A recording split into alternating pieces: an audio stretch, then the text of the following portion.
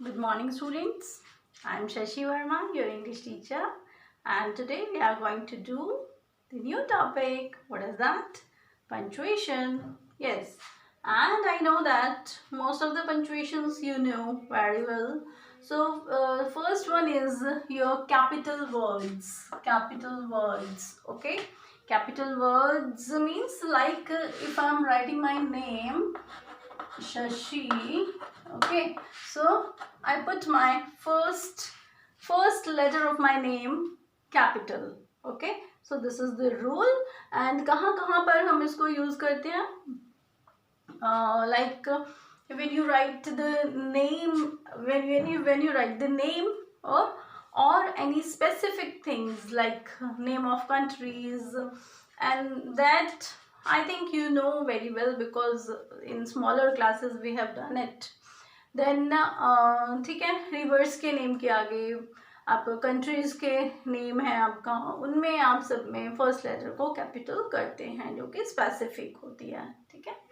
Then capital letter और हम कहाँ करते हैं? जब आप किसी सेंटेंस को स्टार्ट कर रहे हैं. ओके, किसी सेंटेंस को आप जब स्टार्ट कर रहे हैं then you write the first letter capital after full stop. First letter should be capital in English. Okay, then this is your capital words. Then we have full stop. Full stop means full means पूरा, stop means बंद करना, यानी कि उसको बंद कर देना. Like in case of sentence, हम कोई भी sentence हम लिखते हैं then we stop that sentence. हमें कब पता चलता है कि okay sentence खत्म हो गया है with the help of full stop. Okay, for example, if I say that I am Ram, my full stop is over. My sentence is over, so I put full stop here. Okay, I'm Ram. I am 6-year-old. Okay. So I have written two sentences, and after completion of one sentence I use a full stop. After every sentence you have to use full stop, and that you know very well. Okay. Then secondly, we use full stop for abbreviations. For abbreviations. What is abbreviations? Abbreviations means the short forms, like for example, you write your school name in a short way, like what is that? DAVPPS.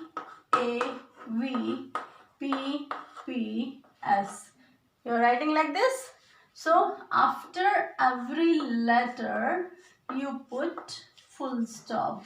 It means कि ये just इसका first word है जो आपने लिखा है, first letter है. Okay, उस वर्ड का फर्स्ट लेटर है और इसका एक मीनिंग है. फुल स्टॉप का मतलब ये होता है. ठीक है. और कुछ और वर्ड्स होते हैं जिनको हम शॉर्ट में लिखते हैं, और उनकी लाइक ये एब्रिविएशन वर्ड ही है. अब if you see in dictionary then you can see like this ABBR और साथ में डॉट मिलेगा आपको. इट मीन्स कि ये शॉर्ट फॉर्म है किसी एक वर्ड की. ठीक है. तो शॉर्ट फॉर्म्स के साथ हम फुल स्टॉप को यूज करते हैं. I hope you understand it. Then we have the next one. What is that? Question mark. Question mark. It's very important because generally students do not use question mark after the question, and their marks will be cut then. Okay. So question mark we use after every question. For example, if I'm saying to you that what is your name? What is your name? Then I put question mark. सुंदर सा बनाते हैं. ठीक है. Question mark. ठीक है. After every question we should put question mark.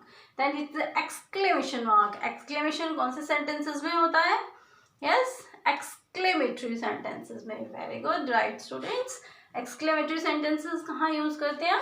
Exclamatory sentences we use to show our emotions, to show our feelings. Okay, for example, and some that your intersections also, after intersections also you use exclamation mark. For example, if you are saying wow, wow, then wow is, it shows your emotion, feeling, so that's why we use exclamation sign after that. Okay, then wow, what a beauty.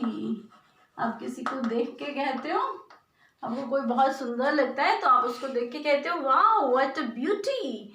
So beauty के बाद भी आप exclamation sign लगाएंगे क्योंकि आप amaze हो रहे हैं देख के. ठीक है, सो ऐसे sentences, that exclamatory sentences after intersections, and after exclamatory sentences we use that exclamation mark. Okay, then we have comma. Yes, comma has a very important role. Comma just give us time to breathe. Yes, while we speak, then after at every comma, ठीक है, हर comma पर we just give a little pause, और उसी pose में जब हम बोलते हैं तो हमें एक ब्रीदिंग के लिए टाइम मिल जाता है और हम अपना ब्रीथ कर लेते हैं. ठीक है, so comma is very important. So it's the life saver too, क्योंकि ये हमें ब्रीदिंग का टाइम देता है. यस, फुल स्टॉप में भी आप एक बार अपने सेंटेंस को पॉज करते हैं, then also you take time to breathe while speaking. Okay, but in reading also ये एक फ्लो को एक बार रोकते हैं, एक पोज देते हैं.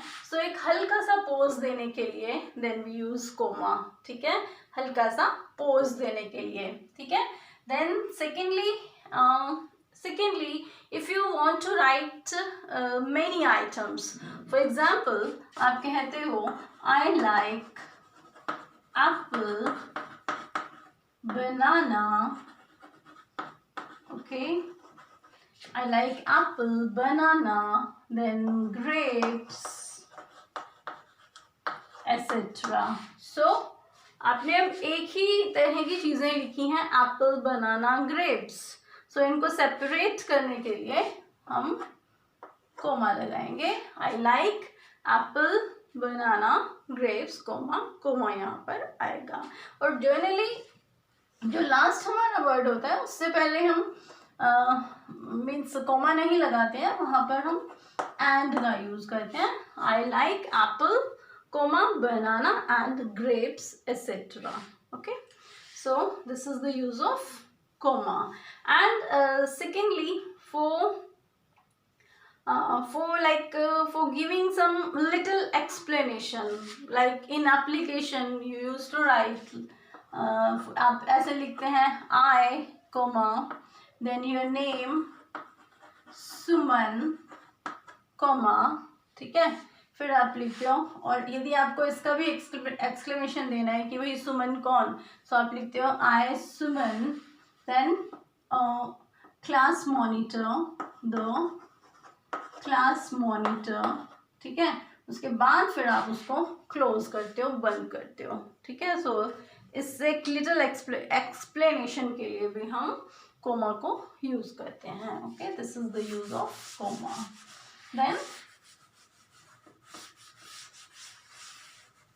Then we have apostrophe.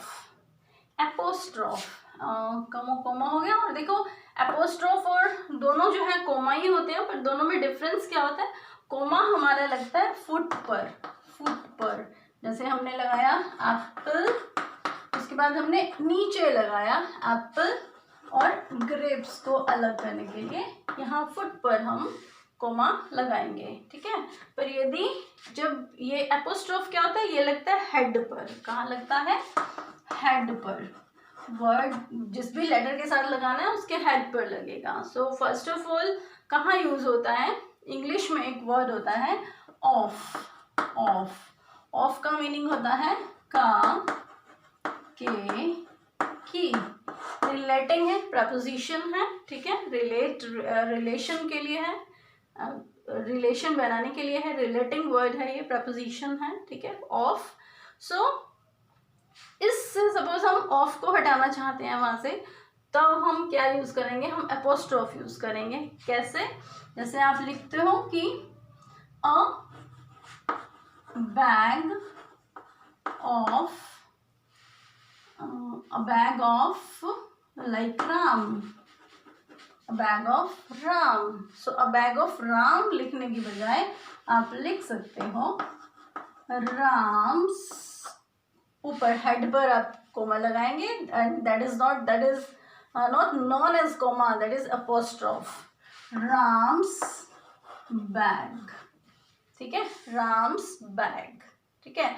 और यहाँ पे एक और चीज का ध्यान रखना है, सपोज आपका यहाँ पे हम लिखते हैं कि bags of boys, bags of boys, कि बॉयज के बैग्स हैं, तब हम क्या करेंगे, तब हम बॉयज, एस क्योंकि हमारा आ गया, क्योंकि हम अपोस्ट्रोफ के बाद जनरली एस यूज करते हैं, पर यदि एस ऑलरेडी हमारे उस वर्ड में एस है, एंड एस से होता है, तो हमें एक्स्ट्रा एस लगाने की जरूरत नहीं है, हम फिर उस एस के बाद ये अपोस्ट्रोफ लगा देते हैं, ठीक है। तो ये हमारा आ जाएगा बॉयज बैग्स, ठीक है। It's easy, you have done it in previous classes also. So this is the use of apostrophe. And secondly, you used to write the contraction form of helping verb. Like if you want to write is not को आप short form में लिखना चाहते हैं, कि compressed form में लिखना चाहते हैं, तो आप लिखेंगे isn't। do not को हम लिखते हैं do not, don't, okay। And generally in speaking, to save the time, generally we use the short forms, okay, the compressed forms you can say. Then next we have dash. Dash is very important. And how do we use dash? Dash we use to show, like if I want to write something, यदि मैं लिखती हूँ I like fruits, और उसके बाद मैं description देना चाहती हूँ कि कौन कौन से फ्रूट्स मुझे पसंद हैं, तो मैं उसके बाद डैश लगा के और मैं उसका डिस्क्रिप्शन दे दूंगी। जैसे I like fruits dash, then I write apple, grapes, okay, and so on. So or you can say कि while you're making a list, then you use this dash, ठीक है। लिस्ट हम बनाते हैं ना, राशन की लिस्ट, कितना चाहिए, राइस डैश 5 kg, ठीक है, then we use dash. So it's very important, I hope you understand. अब देखिए नेक्स्ट है सेमीकोलन। अब इसके साथ ही ये हाइफन यहाँ पर समझ लेते हैं, डैश के साथ ही दोनों का डिफरेंस भी हो जाएगा। तो ये हाइफन है, दोनों देखिए, हाइफन डैश आपका ये होता है, हाइफन आपका ये होता है। इट मीन्स जो डैश है वो हाइफन से थोड़ा सा लॉन्ग होता है और डैश आपका थोड़ा सा छोटा होता है, ठीक है। और डैश हाइफन को हम कहाँ यूज करते हैं, जैसे यहाँ देखिए सेमीकोलन, 2 वर्ड्स को हमने ज्वाइन करके लिखना है, ठीक है, क्योंकि दोनों का एक दूसरे से रिलेशन है, तो वहां पर हम ये डैश यूज करते हैं, सेमीकोलन, ठीक है। ये आपका हो गया hyphen. Then we have next, yes, for example जैसे ये है, इसी में ही है आपका को-एजुकेशन। तो यहाँ पे हमने बीच में हाइफन हमने दिया इसको लिखने के लिए, ठीक है। Then we have semicolon and colon, very simple, कुछ प्रॉब्लम नहीं है. सेमी कॉलन हम यूज करते हैं to separate sentences, to separate not sentences, to separate clauses in a sentence, clauses in a sentence. ठीक है, जैसे कोमा हम यूज करते हैं वर्ड्स को सेपरेट करने के लिए, उसी तरह से सेमी कॉलन हम यूज करते हैं एक क्लोजेस हैं हमारे सेंटेंस के अंदर. सो डिफरेंट क्लोजेस को सेपरेट करने के लिए we use that semicolon. Okay, in your book there are so many examples of semicolon, you can see there. ठीक है, जैसे इसमें ही आप देखते हैं love is like the measles, semicolon, we all have to go through it. So these are two clauses in one sentence. So to separate these we use semicolon. Simple, समझ में आ गया. Then colon, सबसे पहले तो दोनों के बीच में difference क्या है. सेमीकोलन में डॉट और कोमा होता है और कोलन में आपके दोनों डॉट होते हैं. ठीक है, और कोलन को हम कहाँ यूज करते हैं.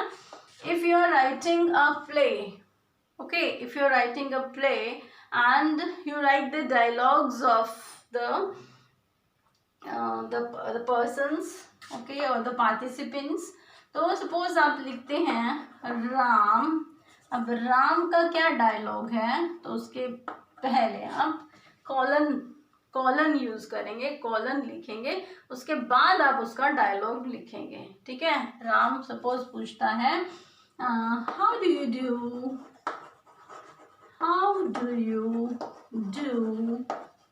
Okay, how do you do. So ये राम का डायलॉग है, how do you do. Okay, so suppose यहाँ पर है मोहन अब उसका आंसर करता है how do you do. I am fine, it's the answer. So dialogues लिखने के लिए हम कॉलन को यूज करते हैं. ठीक है, सो ये है आपका डिस्क्रिप्शन पंक्चुएशंस का. बहुत ही सिंपल है, बहुत सारे तो आपको आते ही हैं. आई थिंक यहाँ तक आपको आते हैं. डैश, कॉलन, सेमीकॉलन या हाइफन में थोड़ा सा कुछ आपको प्रॉब्लम हो सकती है, बट इसको एक बार अच्छे से समझ लो जो भी आपको डिस्क्राइब किया है. After that I hope you don't have any problem in understanding these punctuation marks. Okay, and the rest after understanding this you have to do practice in your practice book. Okay, thank you students, have a look on it.